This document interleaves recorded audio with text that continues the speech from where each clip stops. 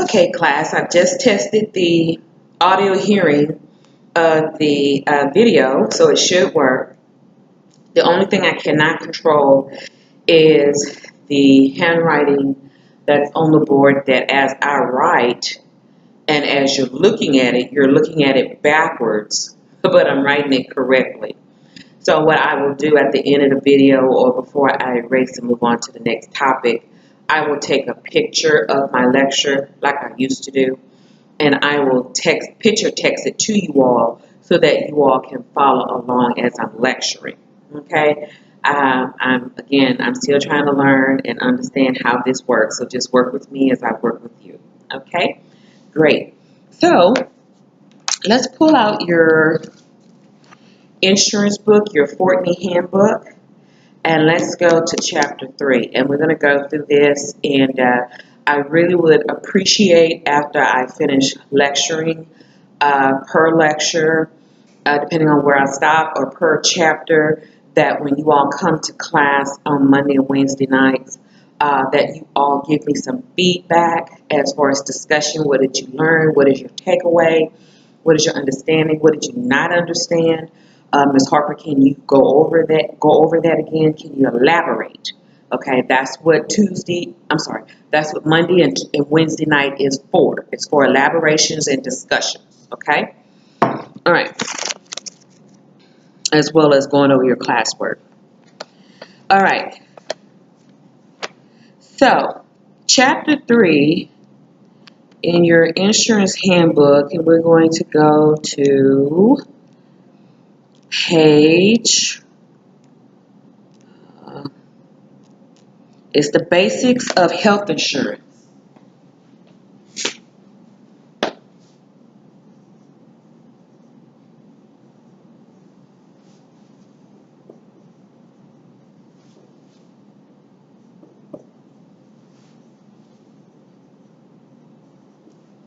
Okay, so the basics of health insurance. So what is it that we know about health insurance today? Okay, we do know that they fall in 2 categories. Okay, one category, they fall under commercial insurance,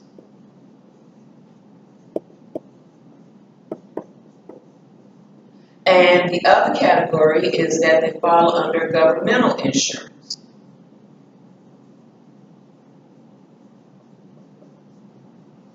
Okay, so under commercial insurance, you'll find that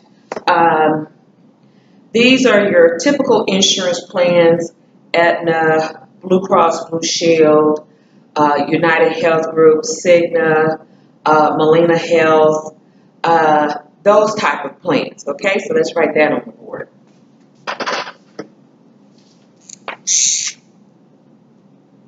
You have Cigna, you have Blue Cross Blue Shield, you have United Behavioral Health, or United Health.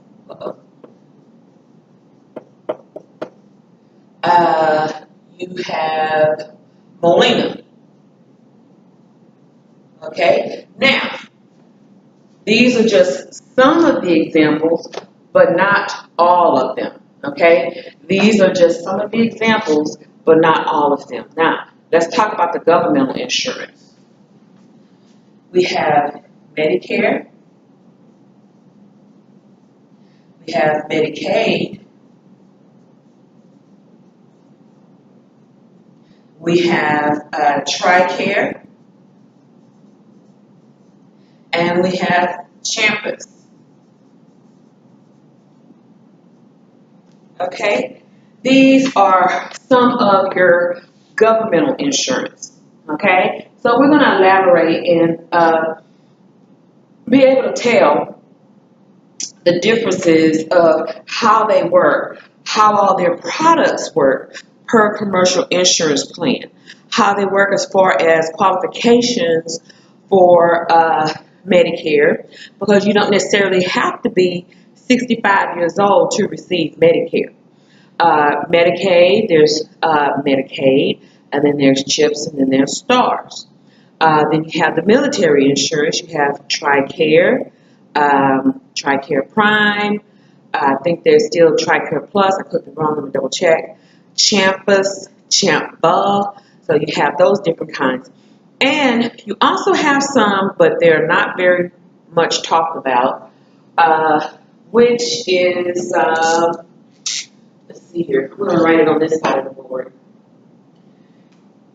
You have what they call workers' comp.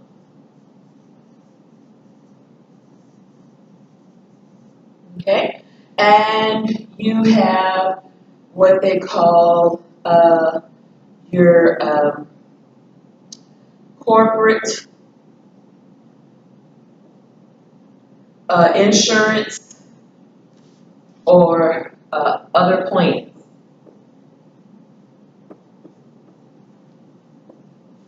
Okay, corporate, and then other plans such as subrogation. Okay, and what do you call that? Not prudential. What do you call that? It's not prudential. Allstate. You have Allstate, and you have State Farm. And I'll tell you how that goes in a minute, because that's in relation to like accidents, be it auto or home. Okay, I kind of write myself a little note there so I can remind myself to talk about that. Then you have some workers' comp, such as it used to be what I used to do called Warsaw Group. W-A-U, Warsaw Group. Don't quote me on that. Warsaw Group. You have one that's called Connecticut General.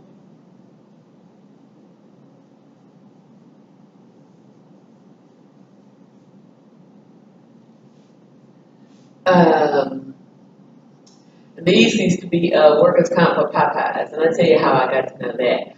Warsaw Group was your typical workers' comp for like steel companies, different things like that.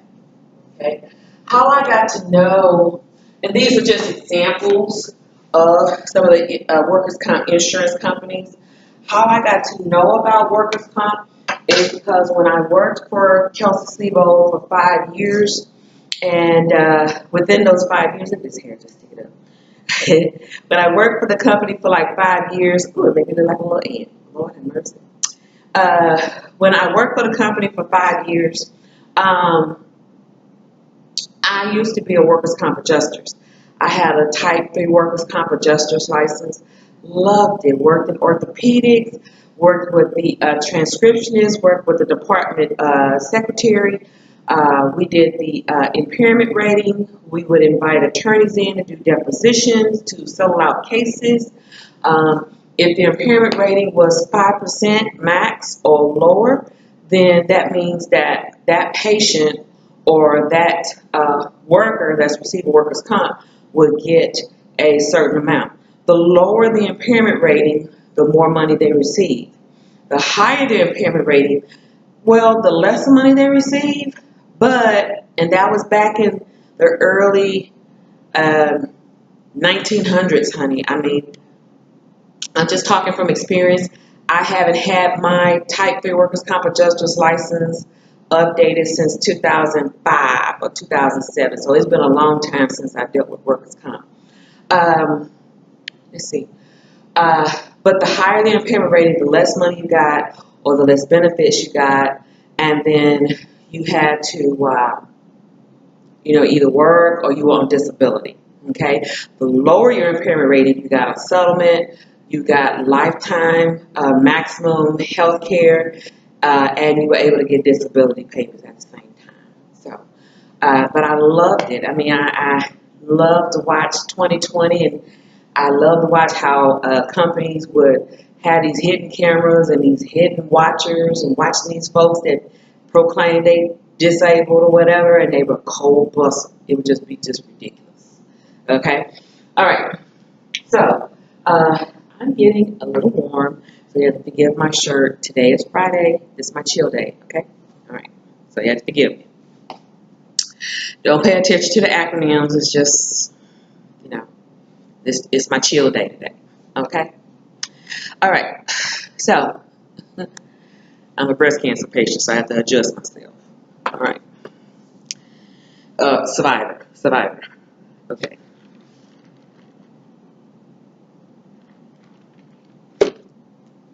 All right. So, now, going back to Cigna Insurance. Cigna Insurance is an example of commercial insurance, okay? So, you would have the different products, okay? I'm gonna go back through the book. Right now, I'm just talking off the cuff right now, off of 32 years of experience, okay? Nothing has changed, baby, just technology, Follow me, okay? All right. So here we have HMO, PPO, point of service, EPO, and then sometimes you have your indemnities. I'm going to abbreviate that because it's a whole other subject over here. Okay? Your HMO, PPO, point of service, EPO indemnities are called products of that plan. Okay? They're products. HMO is a product of Cigna. PPO is a product of Cigna. Point of service, POS, is a product of Cigna. That's how that goes. The same thing with Blue Cross Blue Shield. HMO,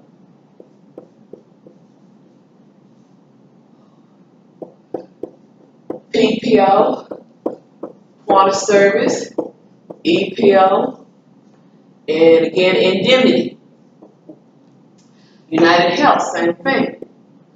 HMO, PPO, point of service, EPO, and indemnity. Molina Healthcare.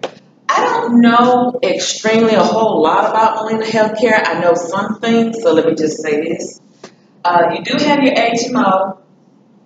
I believe you have your PPO and your point of service. I don't know about EPO indemnity. That's kind of new to me. I worked in the insurance company for the insurance industry back when it was First Health Insurance, Santa's. Well, before Santa's, it was Now Care. And before Kelsey became popular, it was McGregor Health.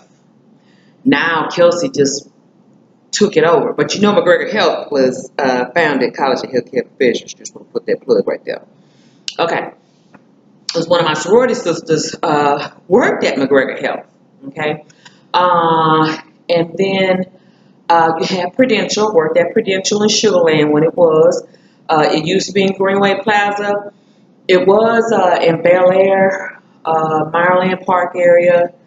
It went from Greenway Plaza to Maryland, from Maryland to Sugar Land. That was Prudential. Love Prudential. Now Care Prudential. What else did I work at? NAM. Today's Options.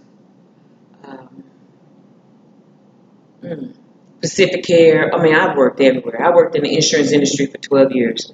Loved it. Promoted up. I worked as a claims examiner 1, customer service rep 1. Then I quickly moved up to be a trainer once I mastered the software and how the edit messages worked, how the adjudication of claims worked coming into the system electronically. And this was back in the 90s. This was like almost early 90s. Let's see here. Then I worked as an adjuster, moved up, and then I worked as an auditor. So I had to grade people's work. I had to give feedback of how they could better process their claims, stop being sloppy on your work, making so many errors. Although you have to do 80 productions a day, claims a day, you need to still be careful of your errors. It's costing the insurance company money, just like on the other side with with providers, you costing the provider money. You being sloppy. Stop it. Okay. Now, governmental insurance. You have Medicare Part or Parts A, B, C, D, and I want to say F. Okay, and we'll talk about that in a minute. Then you have Medicaid, and you have Medicaid itself. Okay, and then these also branch off into chips, not the chips you eat, and stars. I think it starts with an S, right? Starts with a Z. No, starts with a Z is a movie channel. Starts with the S is the insurance plan. Star test is with the school district. So it's right. Okay. Then you have TRICARE Plus, TRICARE Prime. Okay. Then you have Champus. Then you have Champ Book. Okay? You have these different kinds of things. Now, when you finish and leave the institution and you are ready to go and work in externship to broaden your horizons, if you will, okay? You're going to be pretty much knowledgeable of this. My hope is that you wrote these notes down and you take your tablet with you and reacquaint yourself as you're working. All of this is going to come together. You'll be having your aha moments like they do on Oprah. Ah. Okay? All right. So let's go to Chapter 3, where it talks about the history of health insurance in the United States. And healthcare insurance originated in the mid-1800s. I'm reading from page 53. In the United States, when Franklin Health Insurance Company of Massachusetts began offering insurance for non-fatal injury. About 10 years later, Travelers, I remember Travelers. Travelers was big. They had their own health insurance plan, and they had workers' comp. Travelers Insurance Company of Hartford, like ITT Hartford. There used to be big time health insurance companies back in the day. Now, mostly you hear ITT Hartford as your long-term disability, your short-term disability. So we're going to try to talk about that.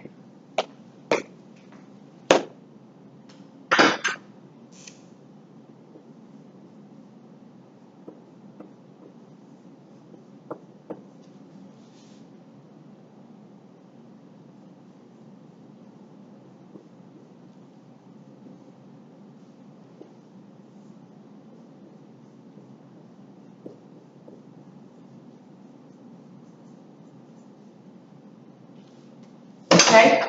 Your long-term disability and your short-term disability. Okay? Now, other companies began writing health insurance policies, and in 1911, Montgomery Ward and Company offered benefits to its ill or injured employees. This was the first group plan. These commercial plans paid only when individuals were sick or received an injury. Only large employers offered health insurance plans to employers prior to 1920. However, the doctors began learning more about diseases and effective treatments. And as more people took advantage of the new medical technology and were treated in hospitals, the cost for health insurance increased. So, to help the ease of burden of healthcare costs, Baylor Hospital in Dallas created a system that eventually became better known as Blue Cross to help people pay their hospital bills. Its counterpart, Blue Shields started gaining interest in the 1930s as a way for doctors to secure payment for services. So now we know the history of Blue Cross Blue Shield. Baylor Hospital. Okay? So in the 1960s, the success of Blue Cross Blue Shield model encouraged other insurance to enter the healthcare market. The shortage of labor during World War II also had an impact to offer health insurance as an added benefit to the employment.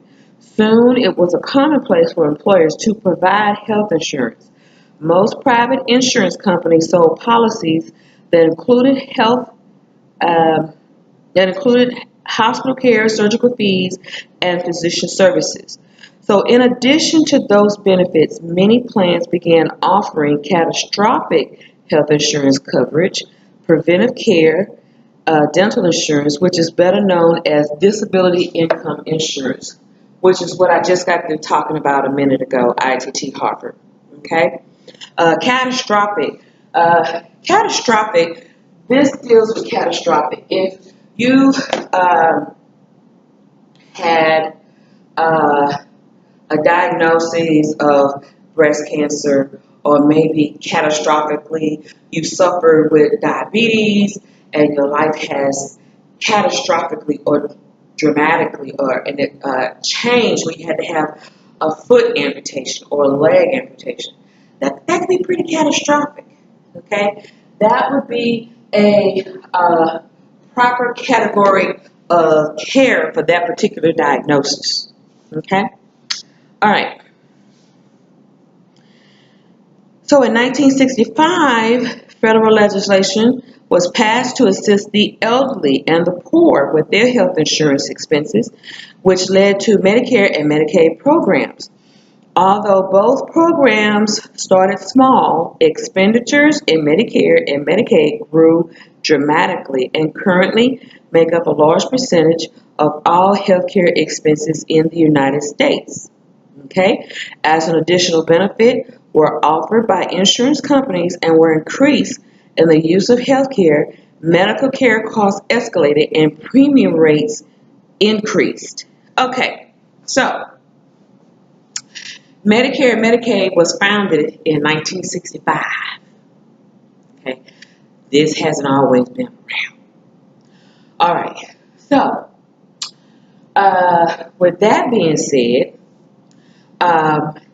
as of today, currently, and as it evolved over time since 1965, you have CMS, Centers of Medicaid, Medicare Services, are the ones who define the paying guidelines for how the insurance company should pay, reimburse the physicians, what declares anything to be feasible upon payment.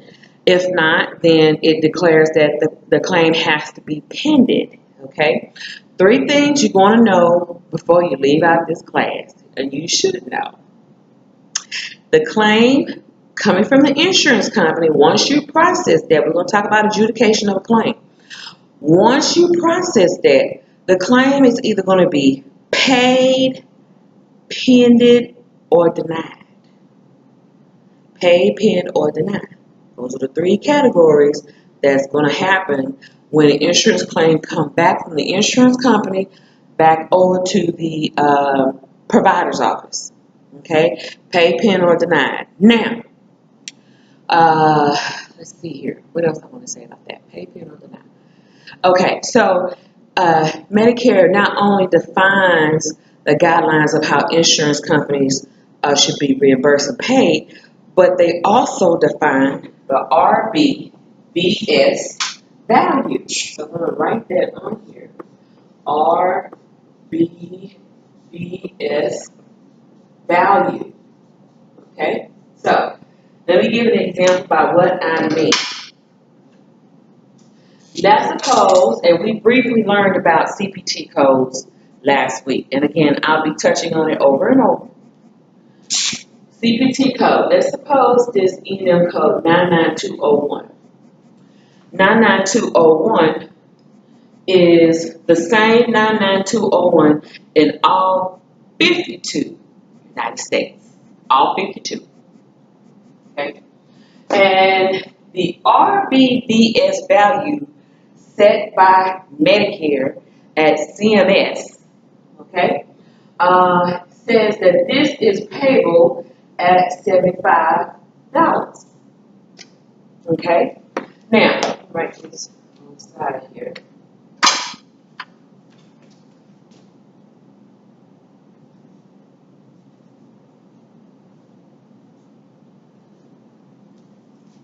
Okay, it is payable at $75. Now, if you have insurance and you are a provider and you're filing a claim under the NPI number and the EIN number or one or the other, and you're filing it to the insurance company on a CMS 1500 form, okay, that insurance company knows within the 52 United States that you're going to be reimbursed upon reasonable and customary of $35. Now, Ms. Harper is going to elaborate what I mean by reasonable and customary.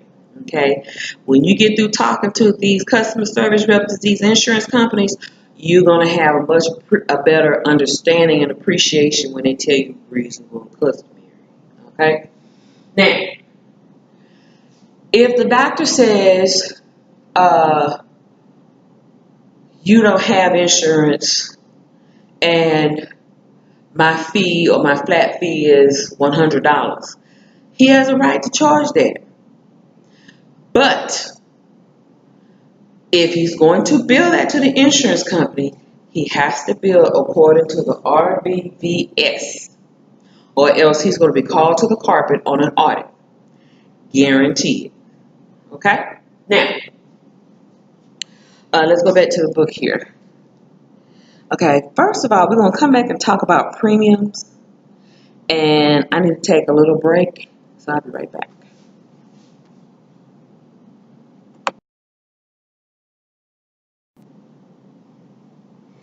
All right, so we're back from the break.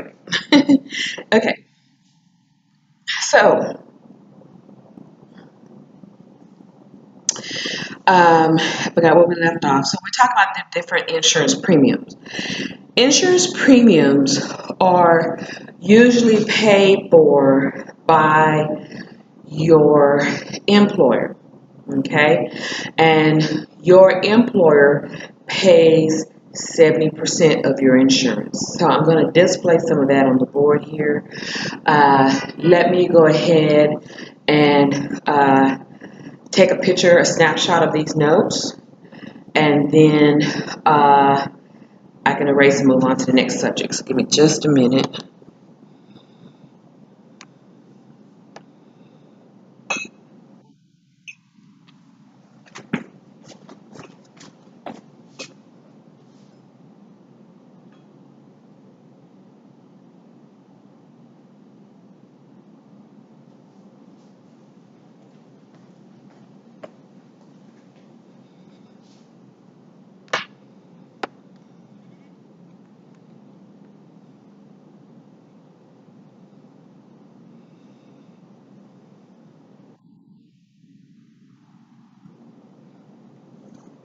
Okay, so I'm going to erase the board here.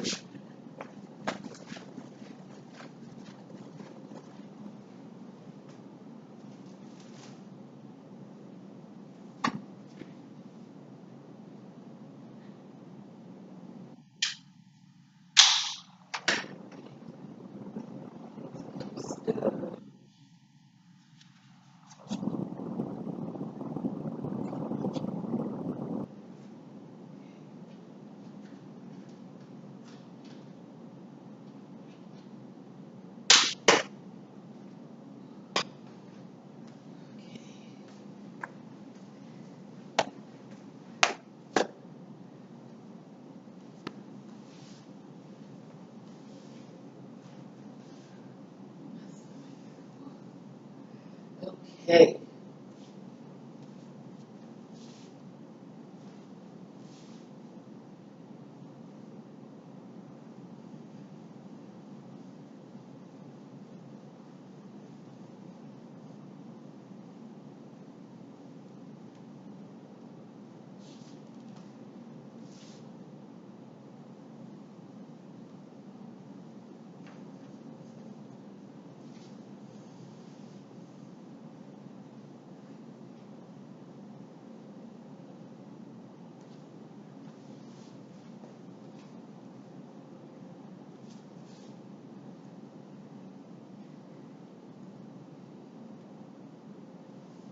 Okay, now, premiums. Your insurance premiums.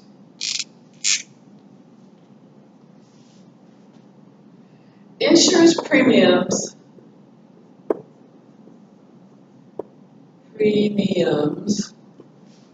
are payable bill amount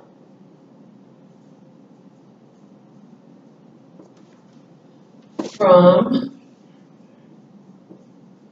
your employer and the employee.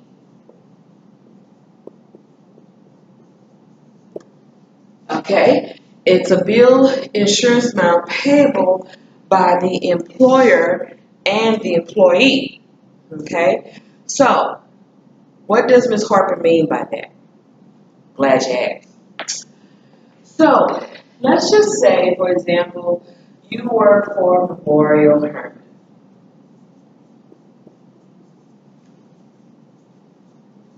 Okay?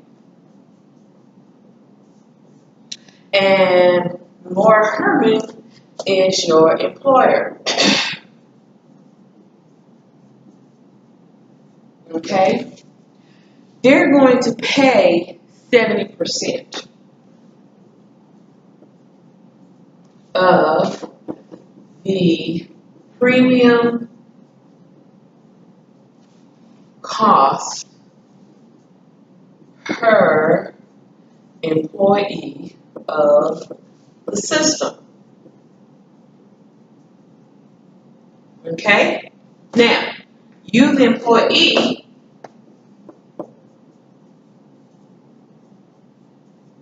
are going to pay 30%.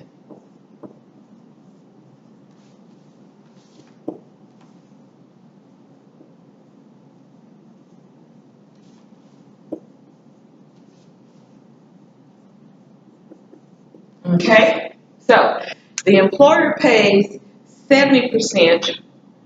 You, the employee, will pay 30%. Okay? Now, this comes by way of, let's just say by example, bi-weekly paycheck.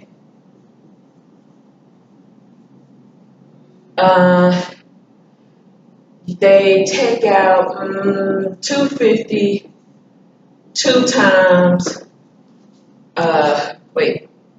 times 2 a month. Okay? And let's suppose you signed up for Cigna HMO.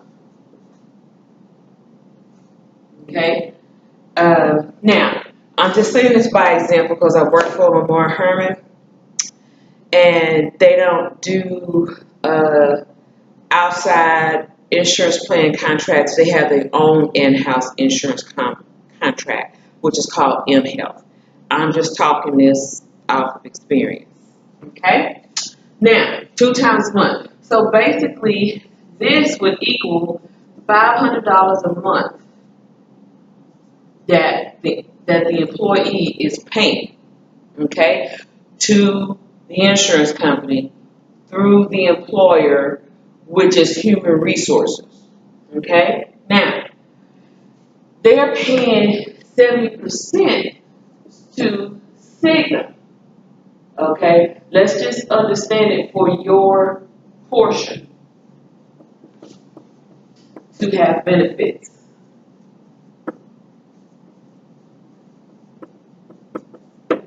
Okay? For your portion to have benefits. Okay? So,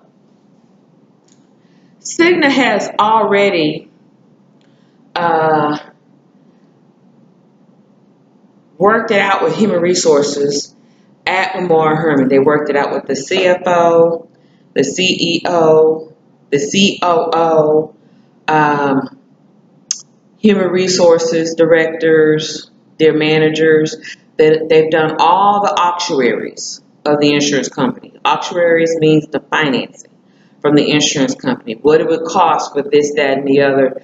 All the wonderful little workings that you need. Preventative care, well woman exam, x-rays, labs, have diabetic medication.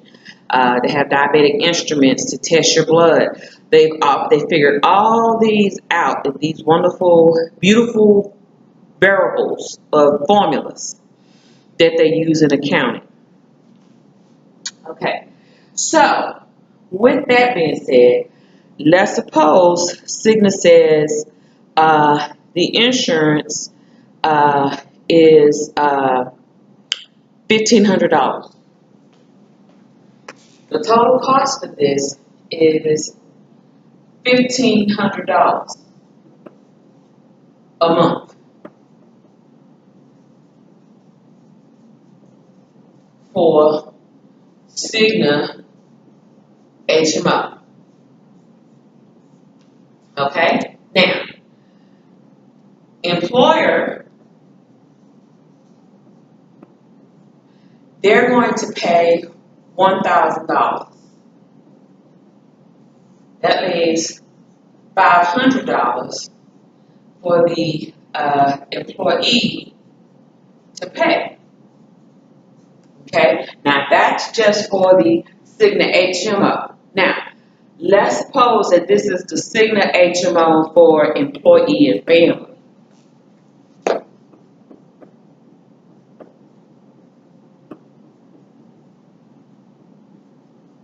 Okay, employee and family.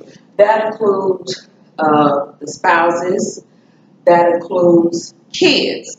Okay, that does not include grandma, grandpa, big mama, big daddy, godmama, goddaddy. That does not include that. Okay.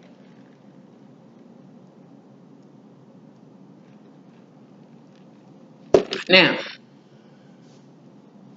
if it's adoption, if it's kids in school full time, up to the age of 26, that's something different. If it's nieces and nephews and they happen to be acquired by way of kinship through foster adoption, that's something different. Okay? Now, this will cost the employee $500 a month. Okay?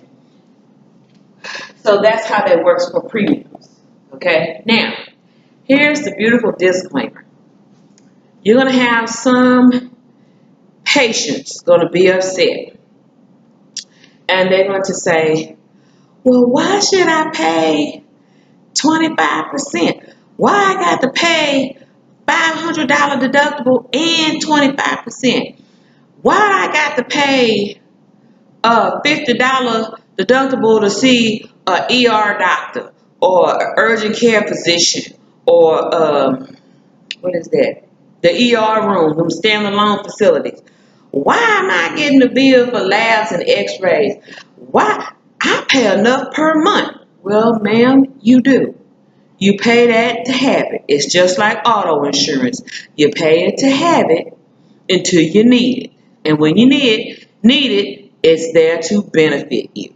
Okay? So you have to educate the patients and you have to say, ma'am, I understand your concern about why you have to pay these things. You have to refer back to your human resource office where you work or where your spouse may work. Or you have to call the insurance company and let them explain.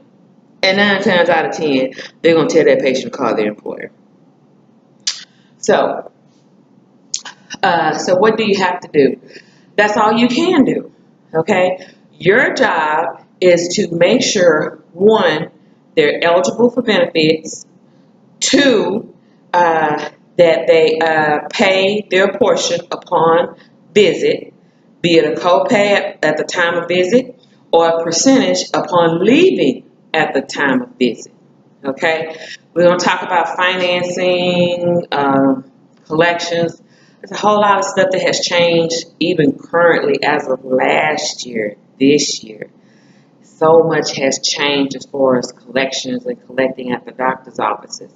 they're no more dealing with high debt ratios. They collecting your blood, baby, before you walk out the door. That's literally speaking.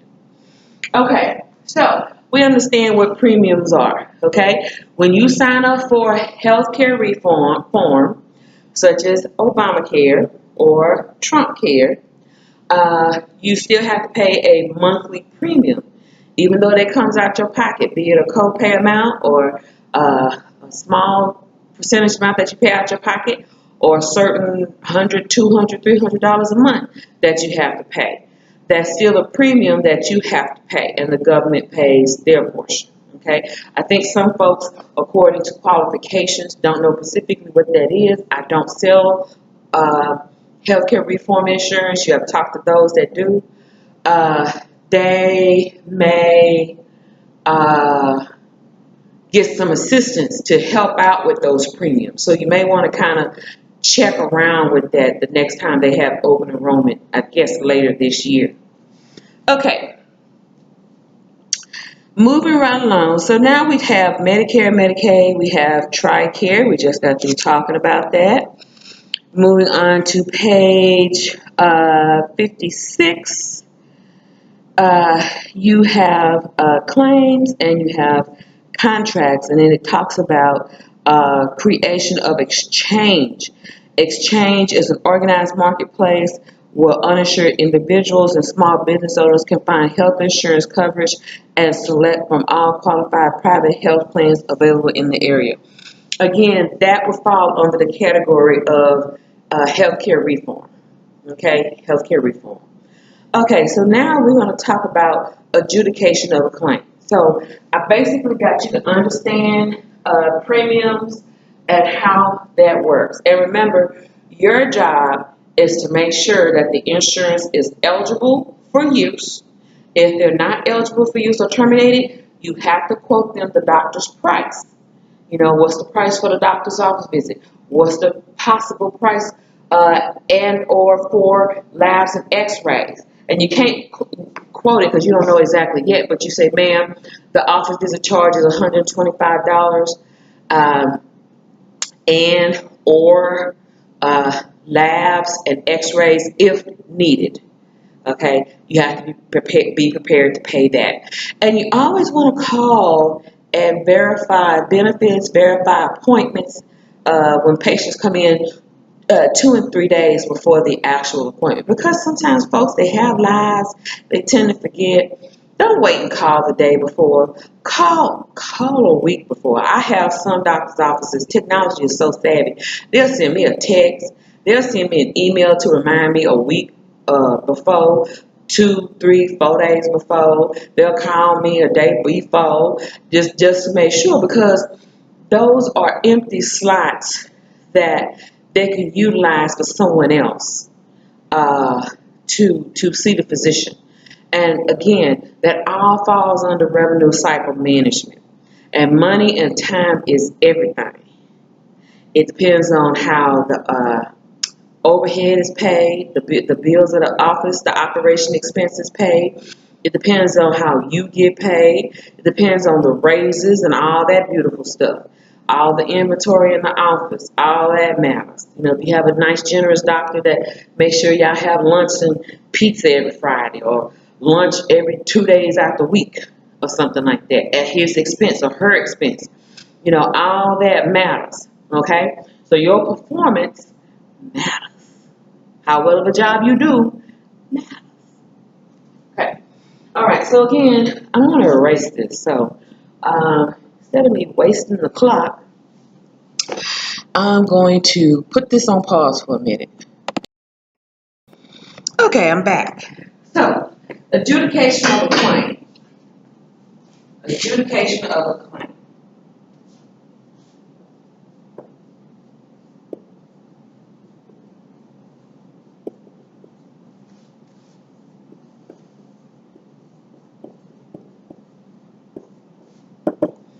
What does adjudication of a claim mean? That means the process of a claim. How is a claim processed from front to back, from back to front? Okay. All right. So,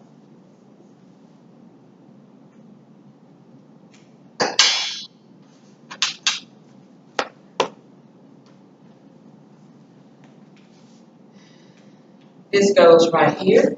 So the patient makes the appointment.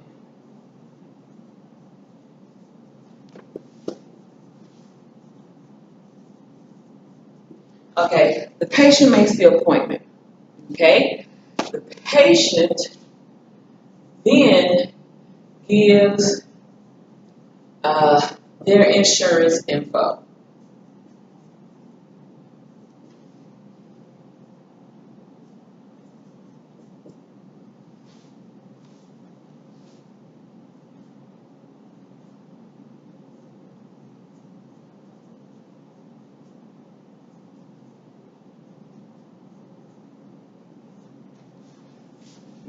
Says human. That means follow up. Okay. Okay. Or they'll quote it fee for service. Okay. Now, once they're quoted fee for service, they're given their time. Then you have the insurance verifier. You have the insurance verifier to verify the insurance claim. Okay? Once they verify the insurance claim, now the patient is eligible to see the doctor. So either A, eligible to see doctor under plan, or fee for service. Okay? Now, once the patient comes in and sees the doctor,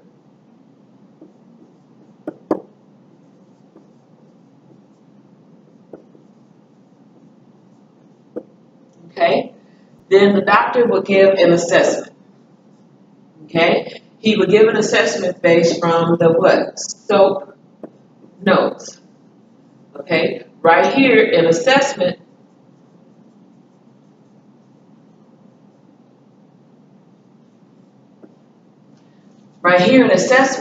is your job all day long. The diagnosis code and the procedure code. Okay? That's your job all day long. Okay? This is the nurse and the patient talking. This is the doctor and the patient talking. This right here is the plan. Return to office in 2 weeks. Patient was given a prescription for medication. Okay? Now, once this is finished, then it goes back this way. Okay? So now, put it right here. Okay. So now it goes to the coder. Okay? The coder checks EMR documentation.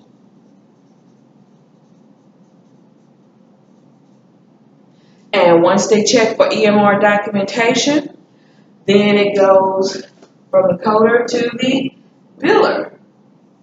Okay? The biller is going to make sure that everything, let's see, patient makes an appointment, insurance verified, patient sees physician. Oh, I forgot to put an addendum right here. Patient sees front desk. Okay. Front desk input work. Or they input patient demographics. Okay? It's their job to make sure. Okay? Now, once the biller gets all this information, they got to make sure that the patient demographics are in correctly.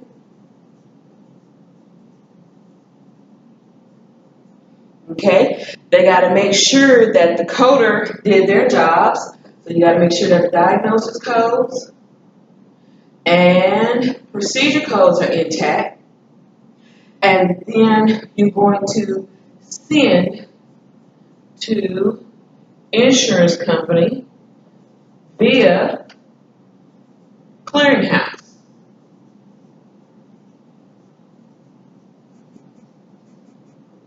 Okay? This will go to the clearinghouse.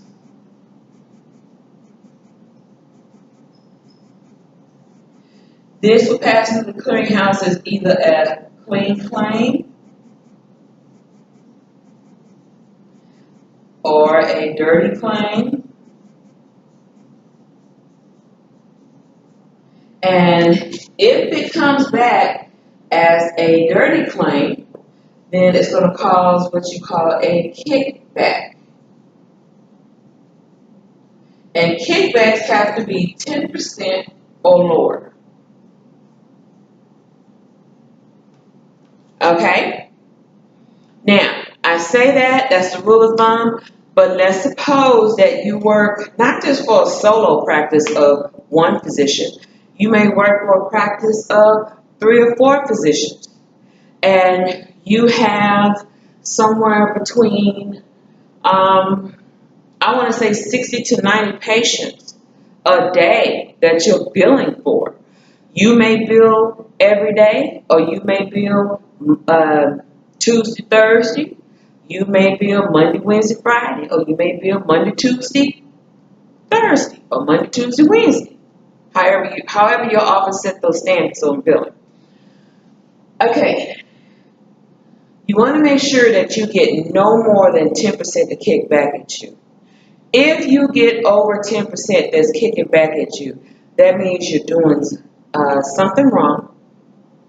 And let me also add this disclaimer. Sometimes I want you to give yourself room to make mistakes. I'm not saying to always make mistakes. I'm saying give yourself room to make mistakes. Allowable, not careless. Careless is when you've been in the profession 6 months, a year, and you've done great, and then all of a sudden after a year you done got relaxed and you're slacking and you chilling and you think you all that now. Okay, that's what I'm talking about right there. Okay, you've gotten a little bit too free of yourself. So you need to get back on righteousness and pay attention to trends and common errors that you're making, and so you can deplete that 15, 20% down to 10%, 8%, 5%, maybe 2%. That's great. Anybody that get kickbacks 10% or lower than 7% is a very good biller. Okay? Sometimes you'll get kickbacks because it may not necessarily be your fault. You may, by oversight, seeing everything look correct until it goes through the system.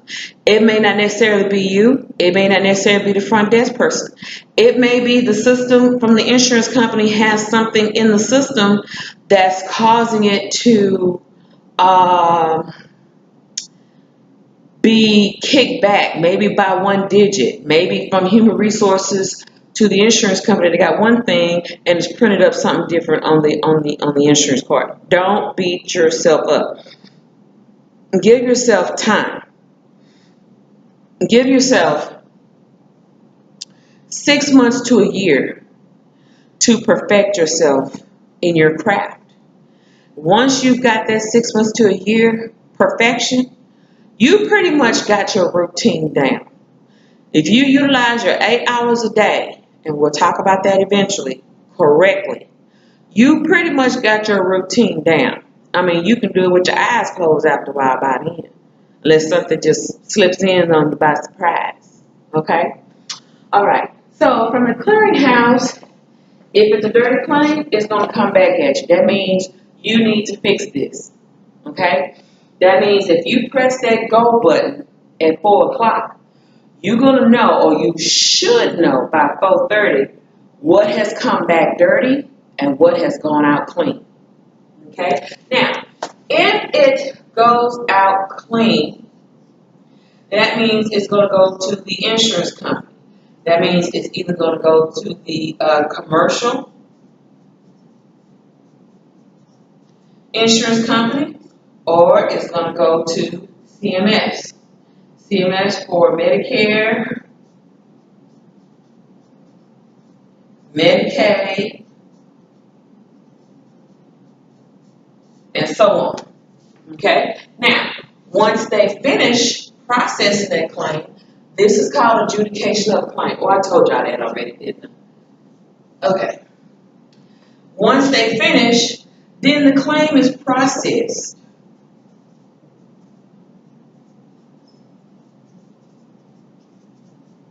Okay? The claim is processed. The claim is going to either be what again? Pay,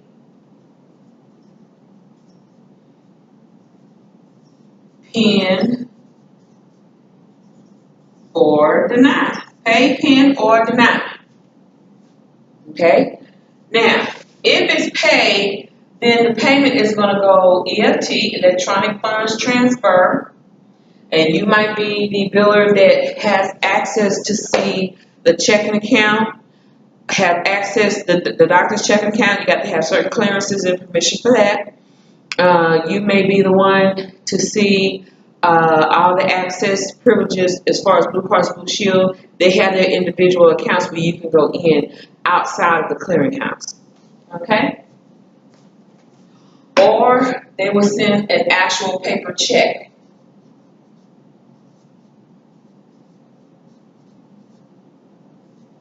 Pen, they're going to send you a lovely EOB. Deny, they're going to send you a lovely EOB. Okay? Now, if it's one of these two, EOB means explanation of benefits. Explanation of benefits. Okay? Those explanation of benefits have what you call edit messages.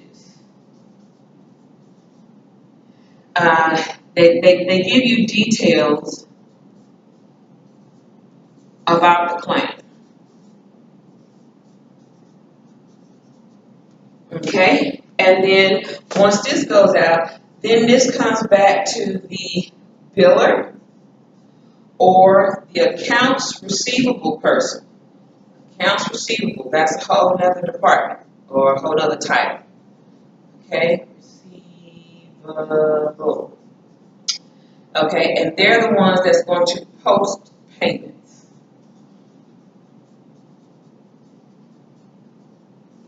They're the ones that's going to post payments, okay? I try to utilize as much as I can on this board. As you can see, everything is backwards from your perspective, I would think. Looking at it to me is backwards, I don't know. But I'm going to take a picture of all of this. And that's how the adjudication of the claim process goes. It goes from the time of the appointment all the way here, and back to the doctor's office again. That's called adjudication of a claim process. Okay? All right, so thus far we have recorded nearly about 57 minutes of time. I'm going to stop the camera right here, and I'm going to post this on, what do you call that, alarm announcement part of Canvas. Let y'all look at this. You give me feedback. Now, the page that I last stopped that I have not really gotten as far is page 56 in chapter 3. The rest of it is just discussion off the cuff from experience, but I will continue to go through chapter 3. I'm about to have a meeting with someone in a minute, and I want to be prepared before they walk through the door. So I'm going to stop it right here. Thank y'all so much. Be sure to write your questions down. You can discuss it. You can form a conference. You can form a chat on the Canvas if you like. And we can all see it and talk about it together. Or you can do an email or a big group text. Brenda and, I'm sorry, shouldn't say your names. But my 2 new students, make sure that you text me your email address. I appreciate it. Thanks so much and have a wonderful Friday afternoon.